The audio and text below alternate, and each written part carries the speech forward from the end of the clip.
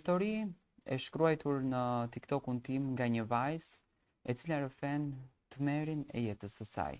Dikur një familje shumë e lumtur, por që nga martesa e vllait me nusin e tij, familja u shkatërua krejtësisht.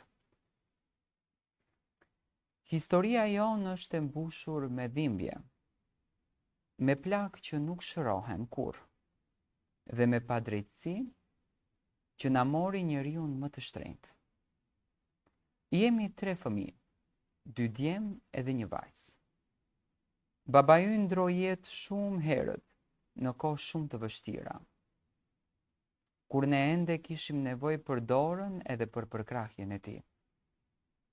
Ai ishte një njeri i drejtë, i dashur, i respektuar nga ne të gjithë.